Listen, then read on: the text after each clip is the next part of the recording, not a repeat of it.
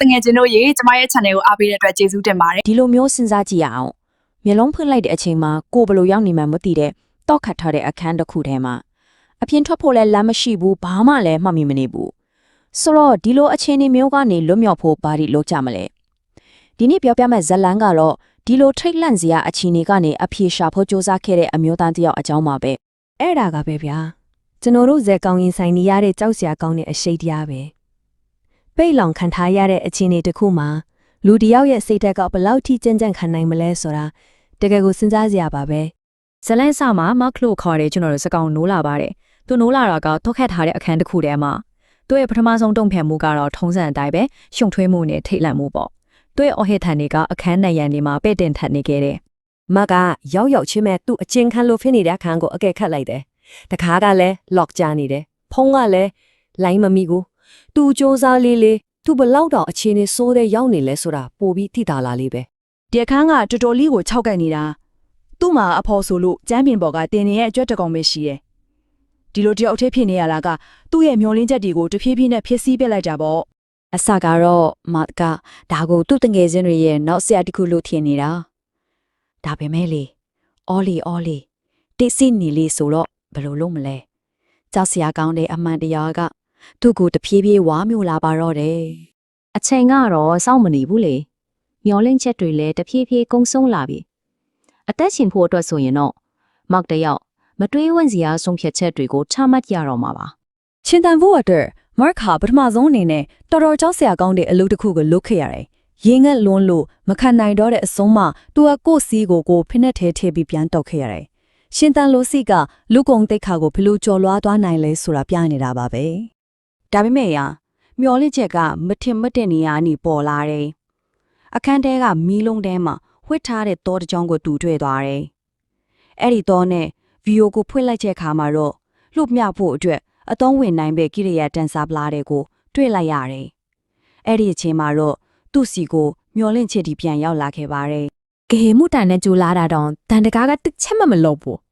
ဒါပေမဲ့မကလည်းမလျှော့ခဲ့ဘူးတကားကနေမရရင်နိုင်ငံကနေသွားမယ်သူ့ရဲ့နောက်ဆုံးမျောလင့်ချက်ကတော့ကွန်ကရစ်နိုင်ငံကိုဖောက်ထွင်းဖို့ပါပဲနိုင်ငံကိုအောင်မြင်ဖောက်ထွင်းနိုင်ခဲ့တဲ့အခိုင်အတန့်မှာပဲသူတွေ့လိုက်ရတဲ့မြင်ကွင်းကသူ့ကိုပိုတော်မှကြက်တီးထွားစေတယ်အခြေအနေကသူထင်ထားတာထက်အများကြီးပိုပြီးထူးဆန်းနေခဲ့ပါတယ်ဒီအခန်းနှခန်းကလုံးဝမတူဘူးဗျသူ့အခန်းမှာလွတ်မြောက်ဖို့အတွက်ကိရိယာတွေရှိပြီးမဲ့ဟိုဘက်အခန်းမှာတော့ခေါင်းတလားတစ်လုံးပဲရှိတယ်ဒါကတိုက်ဆိုင်မှုမဟုတ်ဘူးဆိုတာသိကြသွားပြီတစုံတစ်ယောက်ကဒီအားလုံးကိုရည်ရွယ်ချက်ရှိစီစဉ်ထားရပါနိုင်ငံတစ်ဖက်မှာအမျိုးသမီးတစ်ယောက်အဲ့ဒါတောင်ခေါင်းတလားထဲမှာမာ့ခ်အသက်တော့ကဘာပြတ်တယ်လို့ပါပဲပိုဆိုးတာကသူတို့နှစ်ယောက်ကစကားမပေါက်ကြဘူးကြောက်ရွံ့မှုနဲ့နားလည်မှုလွဲတာတွေကသူတို့ကြားမှာတတိုင်းကြီးတစ်ခုလိုဖြစ်နေခဲ့တယ်ဒါပေမဲ့ဒုက္ခတူတယ်ဆိုတော့တဖြည်းဖြည်းနဲ့နားလည်မှုတိဆောက်လာကြပါတယ်ရေထဲပေးဝဖို့အတွက်သူမရဲ့စီကိုမျှဝေတာနေစပြီးနိုင်ငံဖောက်တဲ့နေညာမှာကူညီပေးဖို့ကြိုးစားတာအထိပေါ့သူတို့ရဲ့ပူပေါင်းဆောင်ရွက်မှုကအသက်ရှင်ဖို့အတွက်တခုတည်းသောမျှော်လင့်ချက်ဖြစ်လာခဲ့ပါတယ်အဲ့ဒီမှာတင်ပဲသူတို့သဘောပေါက်လာတာတခုရှိတယ်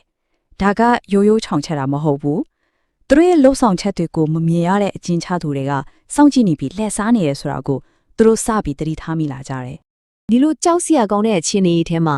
ခက်ခဲကြမ်းတဲ့လုံးနဲ့အာယုံလွဲမော်အတွက်အမျိုးသမီးကတချင်းလေးတစ်ပုဒ်စဆူတဲ့အခါလူသားဆန်တဲ့ဆက်သွယ်မှုလေးတစ်ခုဖြစ်ပေါ်လာခဲ့ပါတယ်သူမရဲ့တချင်းတန်းဆန်တဲ့အထိုင်းမကသူ့ကိုလိုက်ထုလိုက်တဲ့အခါအန်အောစရာတစ်ခုဖြစ်လာရောသူတို့ရဲ့အကျဉ်းထောင်ကတုံ့ပြန်လာတယ်အဲ့ဒီချိန်မှာပဲသူတို့သဘောပေါက်သွားတယ်အင်အားသုံးယုံနဲ့မရဘူးညံသုံးဖို့လိုပြီဆိုတာကိုပေါ့ဆိုတော့သူတို့နောက်ဆုံးတော့သဘောပေါက်သွားပြီတခါကသူတို့ကိုစောင့်ကြည့်နေလေသူတို့ကတကားကိုလှည့်မကြည့်ပဲအလုတ်ဆက်လုံနေတဲ့အချိန်မှာတကားလိုက်ကွန်ကလုံလာတယ်ဒါဟာရိုးပိုင်းဆိုင်ရာထောင်ချောင်မောက်ဘူးစိတ်ပိုင်းဆိုင်ရာကစားပွဲတစ်ခုဖြစ်နေကြတာအခုသူတို့မှလျှို့ဝှက်ချစ်ကိုတီးသွားပြီးအဲ့ဒီနီးကိုတောင်းပြီးနှုတ်ထက်အခန်းတစ်ခန်းရဲ့တကားကိုဖွင့်လိုက်တဲ့အခါဇလန်ကနောက်ဆုံးဇက်ရှိန်တက်စီယာအပိုင်းကိုရောက်လာပါပြီဒါပေမဲ့အဲ့ရခန်းထဲမှာသူတို့အဆောင်နေတာကဖွင့်ထားတဲ့တင်ချိုင်းကူတစ်ခုနဲ့ဘာမှမရေးထားတဲ့တင်ချိုင်းကြောက်ကြိုင်တစ်ခုဒီမြင်ကွင်းကတော့သူတို့ရဲ့နောက်ဆုံးချန်နေတဲ့မျောလင်းချက်အစာနာလေးတွေကိုပါရိုက်ချိုးလိုက်သလိုပါပဲဒီမြင်ကွင်းကတော့မတ်ကိုလုံးဝစိတ်တက်ကြသွားစီပြီးသူလက်လျှော့လိုက်ပြီ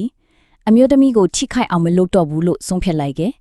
ဒါပေမဲ့ဒီလိုအရှုံးပစ်လိုက်တဲ့အခိုက်အတန့်မှာပဲသူတို့နှစ်ယောက်ကြားမှာအရင်ကထက်ပိုခိုင်မြဲတဲ့လူသားဆန့်တဲ့နောင်ကျိုးတစ်ခုဖြစ်ပေါ်လာခဲ့ပါတယ် သူတို့နောက်ဆုံးတစ်ခါမှာနောက်ပြန်လမ်းလျှောက်တဲ့နီလန်းကိုနောက်တစ်ကြိမ်အသုံးပြုလိုက်တဲ့အခါ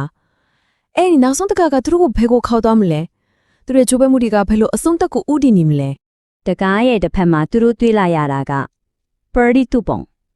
သူတို့ရဲ့အချင်းထောင်မဟုတ်ပဲစိမ့်လန်းဆိုပြီးတဲ့ကဘာတက်တစ်ခုဖြစ်နေခဲ့ပါတယ် အဆုံးသက်မှာတော့ဇလန်ရဲ့အမန်တရားအလုံးပေါ်လာတယ်သူတို့နှစ်ယောက်ဟာအာဒမ်နဲ့အေဝါဖြစ်နေဖြစ်ပြီးသူတို့ရဲ့ဒုက္ခခီးတစ်ခုလုံးဟာလူသားမျိုးနွယ်ကိုအစာဖြစ်ဖို့အတွက်စမ်းသပ်မှုတစ်ခုသာဖြစ်ခဲ့ပါတယ်ဆိုလိုတာကသူတို့ရဲ့အတွေ့အကြုံတစ်ခုလုံးကထောင်ချခြင်းမဟုတ်ပဲအစာပြုခြင်းဖြစ်နေခဲ့